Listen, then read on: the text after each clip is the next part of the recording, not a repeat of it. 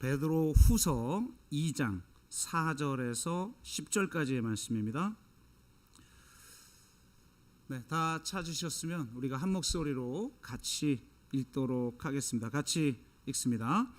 하나님이 범죄한 천사들을 용서하지 아니하시고 지옥에 던져 어두운 구덩이에 두어 심판 때까지 지키게 하셨으며 옛 세상을 용서하지 아니하시고 오직 의를 전파하는 노아와 그 7 식구를 보존하시고 경건하지 아니한 자들의 세상에 홍수를 내리셨으며 소돔과 고모라 성을 멸망하기로 정하여 재가 되게 하사 후세에 경건하지 아니하는 자들에게 본을 삼으셨으며 무법한 자들의 음란한 행실로 말미암아 고통당하는 의로운 롯을 건지셨으니 이는 이 의인이 그들 중에 거하여 날마다 저 불법한 행실을 보고 들음으로 그 의로운 심령이 상함이라.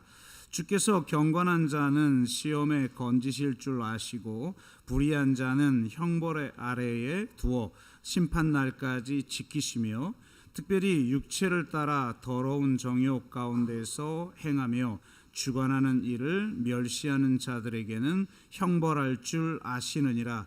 이들은 당돌하고 자긍하며 떨지 않고 영광 있는 자들을 비방하거니와.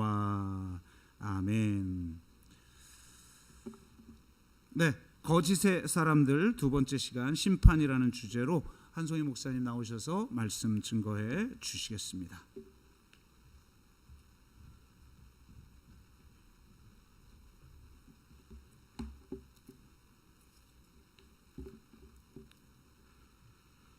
(1945년) 겨울입니다. 블로섬브리크 수용소에서 한 남자가 자신의 어머니와 약혼녀에게 한 편의 시를 적어 보내는데요. 그 시 중에서 아주 중요한 대목을 제가 잠깐 읽어드리도록 하겠습니다.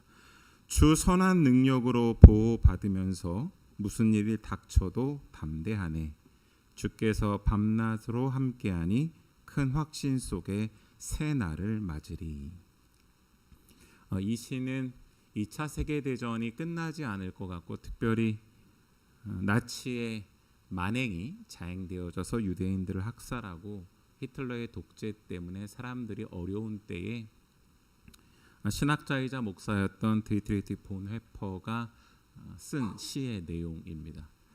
어떻게 보면 이 시를 쓰고 나서 그는 4개월 뒤에 2차 대전 종전을 한 달 앞두고 39세의 나이로 교수형을 당하지만 시가 노래가 붙여져서 오늘날까지 많이 불려지고 있는 선한 능력으로라는 찬양으로 많은 사람들한테 위로와 감동을 주는 것은 이 시의 내용이 악행이 자행되어지고 있는 때에 만행은 계속되어지고 있지만 혹은 그들을 향한 하늘의 심판이 더디다라고 느껴지는 그때에도 우리가 믿음을 갖고 하나님은 반드시 심판하신다라는 것을 붙잡으며 나아가자고, 우리는 선한 하나님의 능력으로 살아가자라고 성도들을 위로하고 격려하고 도전하는 시였기 때문에 우리 가운데 여전히 감동이 있다라고 생각을 합니다. 오늘 제가 여러분들과 함께 나눌 말씀의 내용은 바로 이 본회퍼 목사님이 쓰셨던 시처럼 베드로가 당시에 성도들에게 권면하고 도전하는 편지를 쓸 때에도 많은 사람들이 거짓 교사의 등장, 그리고 거짓의 사람들이 악을 펼치고 있는 그때에 심판이 임하지 않으니까 그들의 어떻게 보면 삶에 같이 휩쓸려 버리는 때에 경각심을 주고자 3가지 이 편지를 받아보는 사람들이 잘 알만한 예를 들어가면서 우리는 하나님의 심판이 반드시 있으니 거짓의 사람들, 악을 자행하는 사람들에게 심판이 반드시 오니 믿음으로 살아가십시다 라고 하는 쓴 내용을 가지고 저희가 오늘 같이 말씀을 깊이 상고할 것이기 때문에 오늘 이 예로 여러분들한테 시작을 알리며 본문 말씀을 살펴보려고 합니다. 한번 이렇게 다짐하면서 저희가 오늘 본문 말씀을 깊이 살펴봤으면 좋겠는데요. 나는 거짓에 동요하고 있는가? 하나님의 심판이 더디기 때문에 혹은 그들이 잘 살고 있는 것처럼 보이기 때문에 동요하고 있진 않은가 한번 생각해 보셨으면 좋겠고요. 동요의 단계를 넘어서서 혹은 나는 동의하고 있지는 않은가 생각해 볼 필요가 있다라고 생각합니다. 침묵도 동의죠. 하나님께서 행하시는 일들에 반하는, 정의에 반하는 불의를 보고도, 부패를 보고도 우리가 침묵하고 있다면 그것은 동의입니다. 이것들을 살펴봐야 될 것이고요. 동의를 넘어서서 동조하고 있지는 않은지. 그래서 오늘 말씀을 들으면서 나는 이 동요와 동의와 동조에서 벗어나서 하나님께서 원하시는 정의와 사랑의 그 길을 오늘도 걸어가겠다라고 다짐하고 고백해야겠다라고 한번 여러분들 결단하시면서 오늘 말씀으로 깊이 들어가 봤으면 좋겠습니다. 오늘 말씀에 보니까요, 베드로 당시에도 이런 일들이 너무나 넘쳐났기 때문에 이스라엘 초기 역사에 나오는 사람들이 다 들으면 알 만한 세 가지 사건을 통해서 하나님은 반드시 악을 심판하시고 거짓의 사람들을 심판하신다라고 강조하고 있습니다. 그 첫 번째가 4절 말씀에 있는데요. 제가 세 번역으로 여러분들께 한번 읽어드리도록 하겠습니다. 하나님께서는 죄를 지은 천사들을 아끼지 않으시고 지옥에 던져서 사슬로 묶어 심판 때까지 어두움 속에 있게 하셨습니다. 아멘. 이렇게 기록합니다. 첫 번째 대상은 바로 범죄한 천사들인데요. 이 범죄한 천사들에 대한 내용은 신학자들이나 성경학자들의 연구에 의하면 창세기 6장에 나오는 바로 그 무리들을 가리킨다라고 이야기를 합니다. 제가 창세기 6장 1절부터 4절까지 내용 중에 바로 이 범죄한 천사들에 해당되는 내용인 2절을 읽어드리도록 하겠습니다. 하나님의 아들들이 사람의 딸들의 아름다움을 보고 저마다 자기들의 마음에 드는 여자를 아내로 삼았다라고 기록됩니다. 이게 고대 유대 전승에 의하면 어떻게 보면 하나님과 함께 동역하려고 천사들이 지음을 받았죠. 천사들의 존재는 하나님의 뜻을 대행하고 하나님께서 원하시는 것이 무엇인가를 사람들한테 전하는 역할을 하는데, 그들이 교만하여져서, 다시 말해서 지금 방금 제가 읽어드린 창세기 6장 2절의 표현대로 자기들의 마음에 따라라고 하는 것처럼 자기 뜻대로 교만하게 타락하게 된 것이죠. 그래서 여기서는 그냥 조금 번역을 좀 유연하게 했는데, 원어의 느낌은 색정을 품어서, 다시 말해서 욕정으로 타락한 천사들이라는 표현을 씁니다. 그러니까 굉장히 자기의 마음대로 교만하게, 어떻게 보면 하나님과 같이 동역하는 천사들이 타락해서 악행을 저지르고 있었던 것이죠. 이런 고대의 유대 전승에 따라서 이 베드로의 편지를 받는 사람들은 다 아는 내용이었습니다. 유다서에서도 이들이 심판을 받는 내용을 명확하게 표현하고 있는데요. 유다서 1장 6절입니다. 역시나 제가 읽어드리겠습니다. 또 그는 자기들의 통치 영역에 머물지 않고 그 거처를 떠난 천사들을 그 큰 날의 심판에 붙이시려고 영원한 사슬에 메어서 어둠에 가두어 두셨습니다. 이렇게 기록하고 있습니다. 하나님과 함께 그 일을 감당을 했지만 그들이 범죄하니까 하나님께서는 심판하셨다라고 하는 것이죠. 근데 그 심판의 정도가 어느 정도인지 지금 표현하고 있는데요. 방금 제가 여러분들한테 읽어드렸던 본문 4절에 보면 지옥에 던져서라는 표현이 나오는데, 이 지옥에 던져서라는 표현이 좀 강력합니다. 이 편지를 받았던 당시의 소아시아 지역, 터키 서부 쪽에 있었던 사람들은 헬레니즘의 문화 가운데 있었습니다. 당시 그리스 신화에 보면 지옥을 나타내는 표현으로 타르타로스라고 하는 표현을 쓰는데, 이게요, 지옥 중에서도 가장 낮고 음침하고 어둡고 괴로운 고통의 자리, 바로 그런 지옥을 타르타로스라고 표현합니다. 그러니까 베드로가 이 표현을 쓰는 이유는 이미 헬레니즘 문화 속에서도 알고 있는 그리스 신화에 나오는 바로 그 지옥에 이 타락한 천사들을 하나님께서 심판하기 위해서 가두셨다라고 표현한 것이고, 유대 문화 곳곳에서도 타락한 천사들이 갇혀 있는 장소로 바로 이 지옥에 던져서라고 하는 표현을 쓰니까 하나님께서 아주 강력하게 심판하셨다라는 내용이죠. 저는 오늘 이 부분을 말씀을 묵상하면서 이렇게 적용을 좀 해봤습니다. 사실 성장하는 교회 그리고 목사 이런 사람들이 하는 일이 다 하나님을 위한 일 아니겠습니까? 천사들도 하나님이 하시는 일에 같이 수행하는 역할을 했어요. 그런데 타락하니까 하나님께서 심판하셨다라고 표현합니다. 그러니 여러분, 저도 목사이긴 하지만 믿는 사람들이 나는 심판을 면할 것이다 라고 안주하고 어떻게 보면 내가 안일하게 생각한다면, 내가 이미 죄를 짓고 악을 행하는 사람들에게 동요하고 동의하고 동조하면서 심판을 면할 것이라는 착각 속에서 살아가는 바로 이러한 사람들에게 경각심을 주고 있는 것이죠. 하나님의 심판은 온다라고 하는 것입니다. 그러니 성장하는 교회에 있다고 내가 좋은 프로그램으로 하나님께 영광을 돌리고 있다라고 생각한다면 점검해 봐야 됩니다. 하나님의 뜻 가운데서 하는 것과 하나님의 뜻과는 상관없이 오늘 타락한 천사들이 그랬던 것처럼 자기 마음대로 행하는 것이 하나님의 뜻인 거냐면 착각을 한다면 오늘 그런 사람들에게 하나님의 심판이 임한다라는 것을 베드로는 당시의 성도들한테도 다시 한번 강조하고 싶었던 것이죠. 그래서 거짓 교사들의 등장, 바로 악을 행하는 사람들의 등장을 경계하고 반드시 심판을 받을 것이니 그렇게 우리는 살지 말아야 됩니다라고 강조하고 있는 것입니다. 두 번째, 또 이스라엘 백성들이 초기 역사에 나오는 이미 알만한, 당시의 유대인들이라면 다 알만한 예를 하나 드는데요. 그게 바로 노아 시대의 거짓의 사람들에 대한 예입니다. 오늘 본문에는 5절 말씀에 나오는데요. 5절 말씀 역시나 제가 표준 세번역으로 읽어드리겠습니다.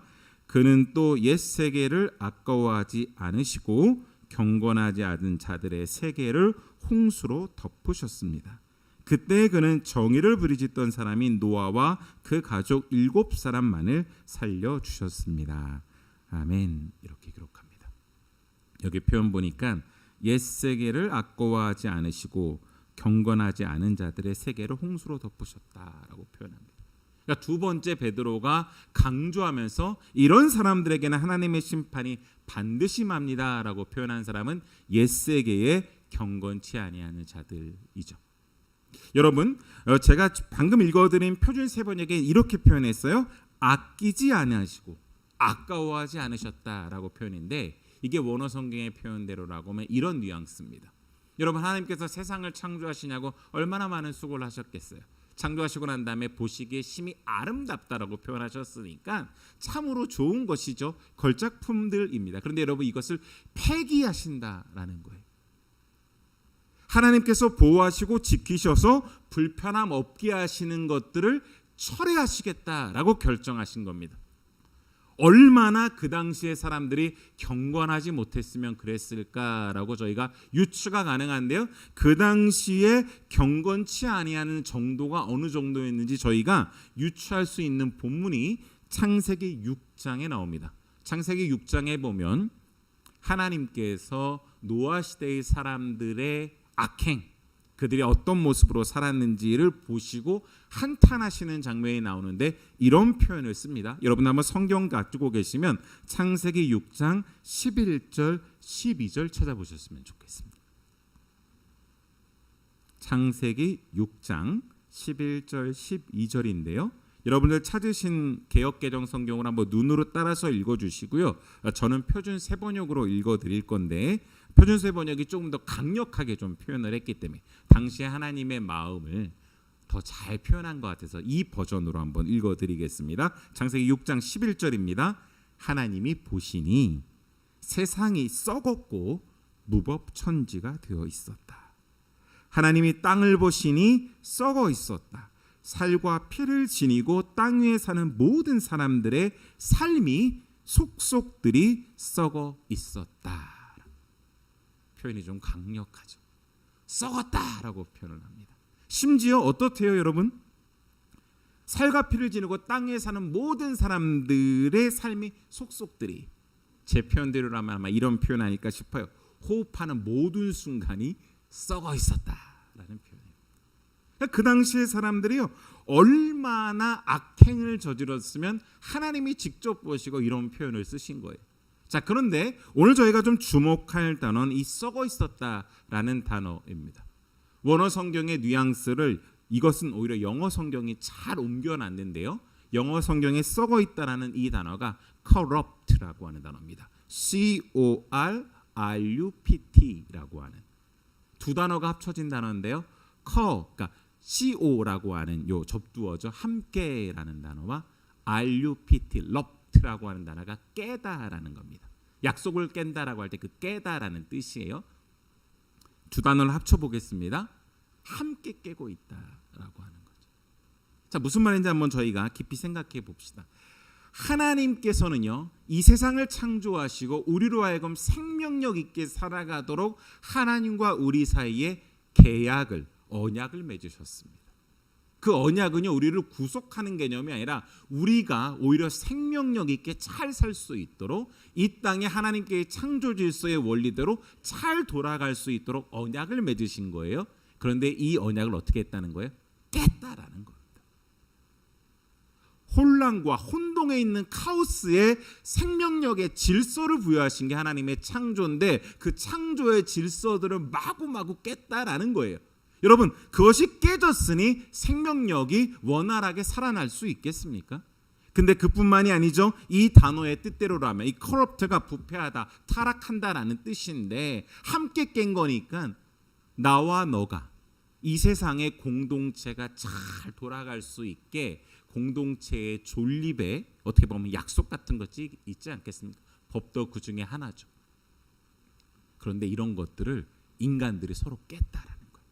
자연과 함께 같이 공존하면서 살아갈 수 있는 아름다운 법칙을 인간이 깬 거죠. 이런 약속들을 마구마구 깼다. 그러니 오늘 제가 읽어드렸던 창세기 6장 11절에 무법천지다라는 표현이 확 와닿지 않습니까?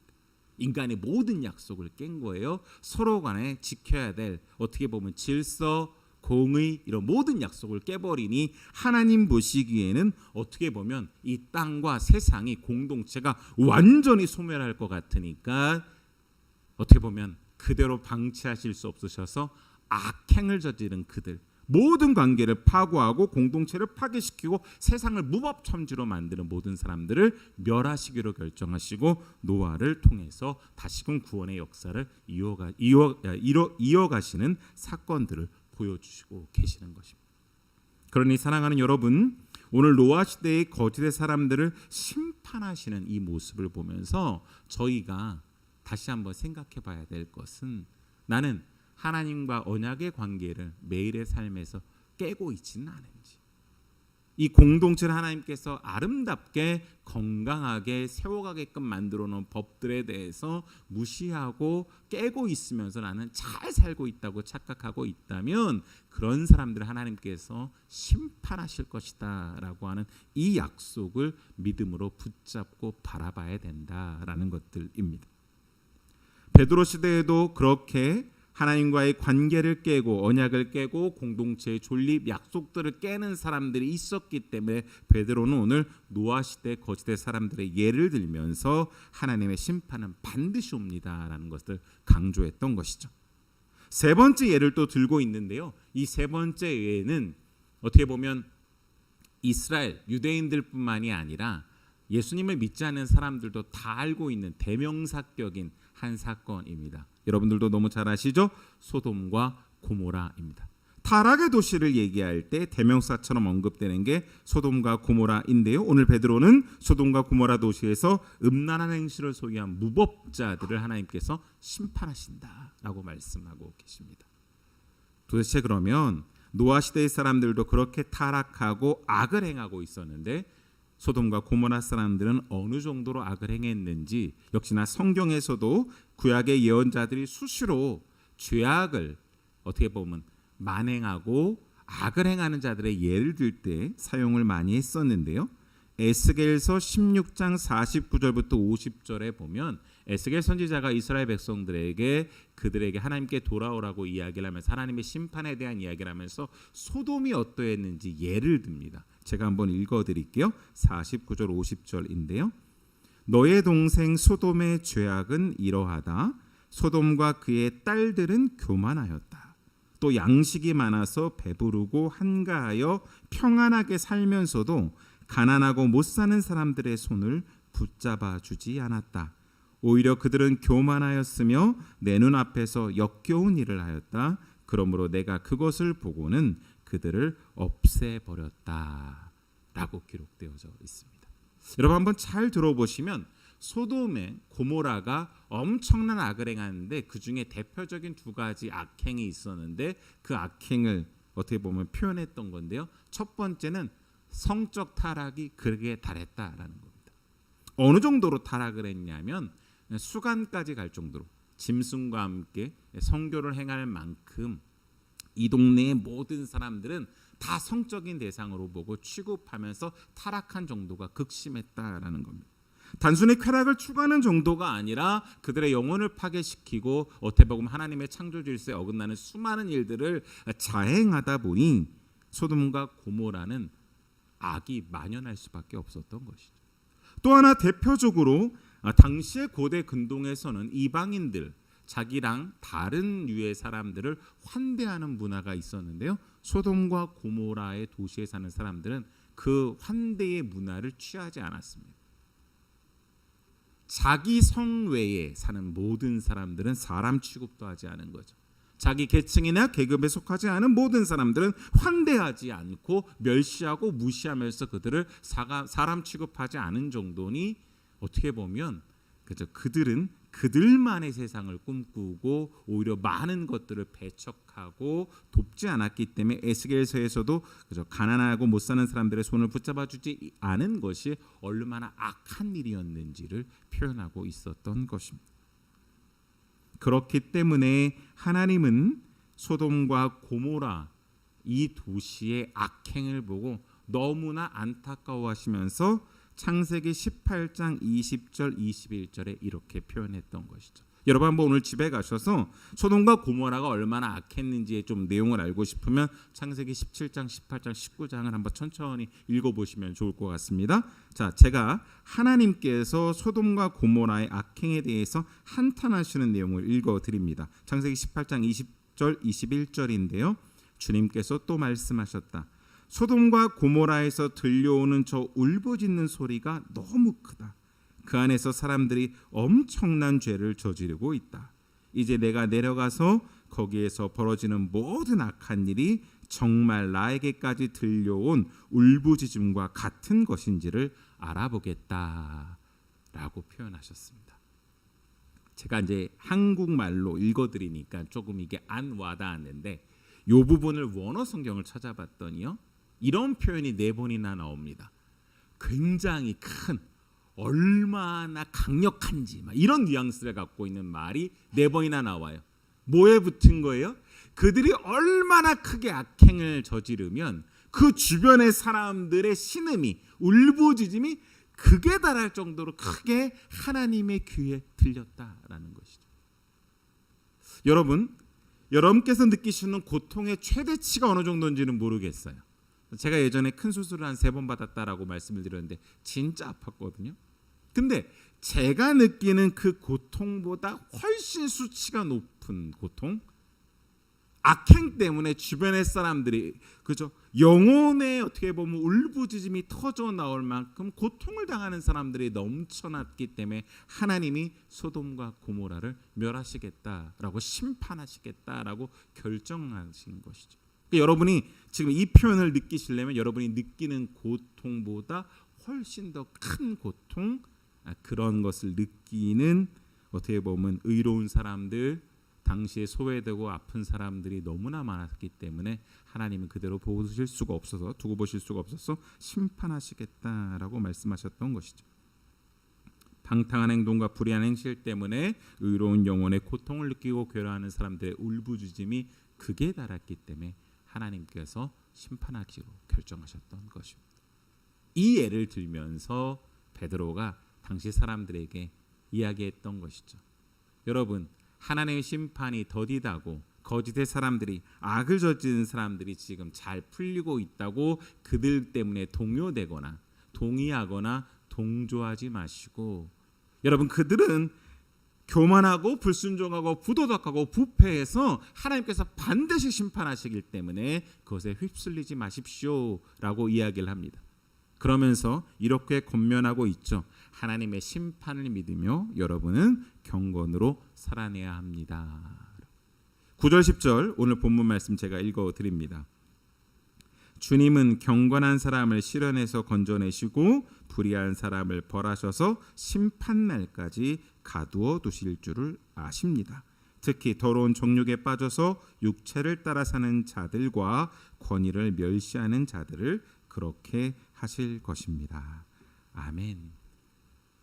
그러니 우리로 하나님의 심판을 믿으며 방금 본문에 표현한 것처럼 경건한 사람들을 주께서 건져내시니 여러분은 그 경건의 길을 살아가십시오라고 이야기하고 있는 것이죠.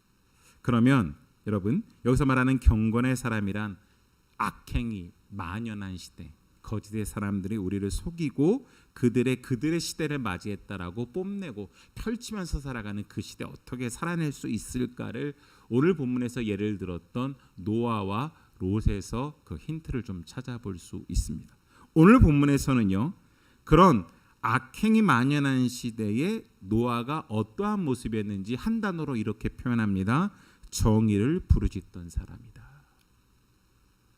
사랑하는 여러분, 악행이 만연한 시대에 하나님께서 경건한 사람들을 구원하시고 보호하시고 살아내게끔 인도하실 터인데 그 사람은 노아처럼 정의를 부르짖던 사람이다라고 표현을 합니다.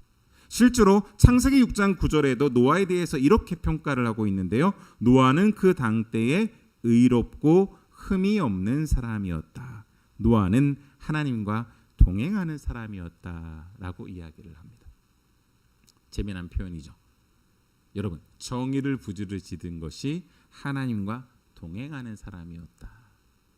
그런데요, 오늘 베드로가 얘기했던 본문의 내용대로라고 하면 이해가 갑니다. 여러분, 앞에서 제가 말씀드렸던 거 기억나시지요? 노아 시대의 사람들, 경건하지 못한 사람들은 어떤 특징을 갖고 있다요? 모든 관계를 깨는, 관계를 파괴시키는 사람들이 부패하고 타락했다라고 베드로는 표현했어요. 맞지 않습니까, 여러분? 노아가 하나님과 동행했다라는 것은 하나님과 관계 안에 있었다라는 것이죠. 관계 안에 있기 때문에 하나님께서 무엇을 생각하시는지, 하나님께서 원하는 뜻이 무엇인지, 하나님은 어떤 것들을 기뻐하시고 어떤 일을 이 땅 가운데 행하기를 원하시는지를 너무 잘 알 수 있었던 것입니다. 그렇기 때문에 함께 호흡하면서 하나님의 정의가 무엇인지 몸에 체화됐던 것이죠. 그래서 하나님과의 관계 속에서 계속 그 언약을 새롭게 갱신하면서 살아가는 사람이었고, 그렇기 때문에 공동체가 새로워질 수 있도록 그 관계를 새롭게 만들어가는 관계의 존재였습니다. 정의는 관계 속에서 나오는 것입니다. 그러니 사랑하는 여러분, 노아가 하나님과 동행했던 것처럼 관계의 존재로 거룩하게 경건하게 살아가야 되는 줄 믿습니다. 두 번째 보니까 롯의 예를 드는데요.